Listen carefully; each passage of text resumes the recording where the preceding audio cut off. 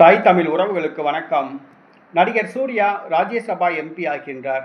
நடிகர் சூர்யா ராஜ்யசபா எம்பி ஆகின்றார் என்ற தலைப்பில் இந்த காணொலியை காண்கிறோம். நடிகர் சூர்யா நேருக்கு நேர் என்ற திரைப்படத்தின் மூலம் தமிழ்நாட்டில் அறிமுகமானார்.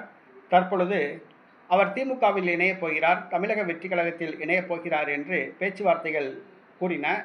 ஆனால் தற்பொழுது அவரை அதிமுகவில் இணையுமாறு எடப்பாடி பழனிசாமி வேண்டுகோள் விடுத்துள்ளார். பேச்சுவார்த்தை நடத்தப்பட்டுள்ளது. சூர்யா தரப்பிலிருந்து எந்த வாக்குறுதியும் அளிக்கப்படவில்லை. இந்த சூழ்நிலையில் நடிகர் சூர்யா அதிமுகவில் இணைந்தால் அவருக்கு ராஜ்யசபா எம்பி பதவி வழங்க தயாராக இருப்பதாக எடப்பாடி பழனிசாமி கூறியுள்ளார். மேலும் கட்சி பதவி வழங்க தயாராக உள்ளதாக கூறப்படுகிறது. நடிகர் சூர்யாவை அதிமுகவுக்குள் கொண்டு வர வேண்டும், அதிமுகவை மீண்டும் கட்டி எழுப்ப வேண்டும் என விரும்புகிறார். அவருக்கு தற்பொழுது கண்ணு கட்டிய தூரம் எதிரிகளே கிடையாது என்ற ஒரு சூழ்நிலை ஏற்பட்டுள்ளது. எடப்பாடி பழனிசாமிக்கும் வயதாகிவிட்டது.